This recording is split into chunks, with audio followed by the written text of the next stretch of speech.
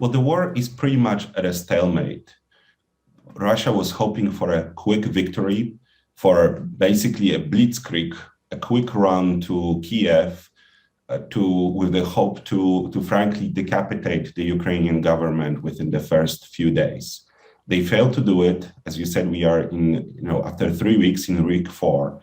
So the tactic and strategy has changed into a grueling, grinding war, where Russia has relies now significantly more on air power and is hitting actually very heavily civilian targets.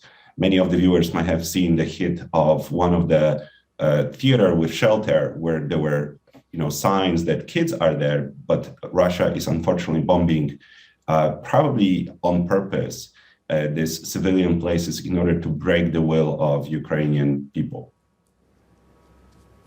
And as we've seen in the last 24 hours, Ukraine also rejecting a Russian demand to surrender Mariupol. When you look at the Russian tactics right now, is it fair to assume that President Putin has indeed changed course here, seeking territory and neutrality rather than a full hostile takeover at this point, or is it simply too soon to say? I think it's clear also for Putin that he will not be able to take over the whole of Ukraine. There is basically absolutely no will anywhere in Ukraine, actually anywhere, even in the east that he was hoping for, to welcome and to recognize Russian occupation, right? So he will have fiercely fighting Ukraine on his hands. Now, whether he agrees with this assumption that he can leave Kiev to Zelensky and the legitimate democratic government, I think that's too soon to tell. Because on one hand, we see the diplomatic talks, but on the other hand, again, the war is just getting more brutal. And in fact, I'm sorry to say, but I think we will see worse before we see anything better, including the danger of Russia using chemical weapons in Ukraine. It's not as certain, but it's possible, unfortunately. And regretfully, we also had confirmation that Russia had used hypersonic missiles at the weekend. What does that signal, the US saying it's not a game changer? Well, it's a signal less to Ukraine than to NATO. Russia is trying to scare NATO off, is trying to say, keep out. Also, when it comes to NATO's countries' military support, when it comes to weapons to Ukraine.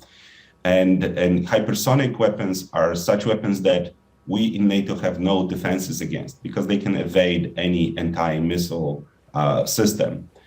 But NATO will do no such a thing. NATO will continue to support Ukraine, and President Biden's announcement last week of extra 800 million is just another sign of this. But NATO will also start building up defenses of the eastern flank. And frankly, this week's summit in Brussels, leaders summit and visit of President Biden to Warsaw will be both the political signal of this, but also a beginning of a massive buildup of NATO forces on its eastern borders in Poland, the Baltic states, and Romania. So, Michael, help me understand the objectives of President Biden's visit to Brussels and to Poland. How important is this optically, and what do you think can realistically be achieved?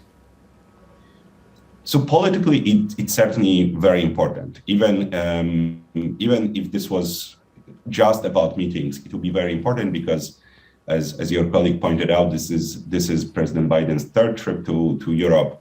He's really coming here more often than anywhere else, and this is his first visit to Poland, really to the front of the alliance. So he's saying he's putting the political message behind his words that every inch of NATO territory will be protected and defended fiercely.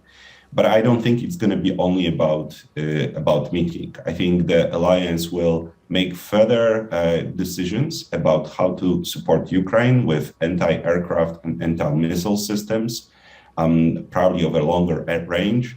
But also it will begin a process that probably will have to go pretty fast that will answer the question of how many forces NATO will have in its eastern flank. Right now we have 10,000 US troops. I can imagine that we'll have many-fold more than that, 5, 6, maybe even 10 times as many troops on the ground within the next year or so. Okay, that's a fascinating development if it does indeed take place. Michael, just before I let you go, I wanted to get you to help us understand the calculus from the Chinese perspective right now.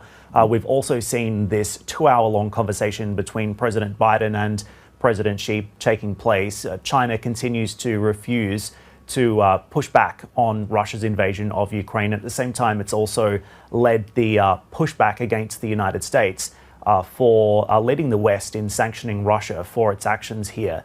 Just your thoughts on how you see the relationship being impacted between the US and China as a result of this, and what is China's next move when it comes to supporting Russia? Well, China is sitting on the fence and leaning toward Russia, basically, is what we are seeing right now. And China will have a decision to make as this war continues and as it's getting more and more brutal. I do not think that, depending how China defines its interest, if Chinese interest is peace and prosperity at a global level, it will be best advised to lean on Russia to stop this war, because it's really up to President Putin to do it. If China's interest, on the other hand, is to overthrow the rule-based international system, well, then we might see China throwing its lot with Russia. Right now, the objective number one for the United States and other Western allies is to make sure that China stays away from supporting Russia. And ideally, step two would be for China to actually lean on Russia, probably the only country that has a sway enough with Putin to in fact stop the war and come back to some level of international conversations and stability.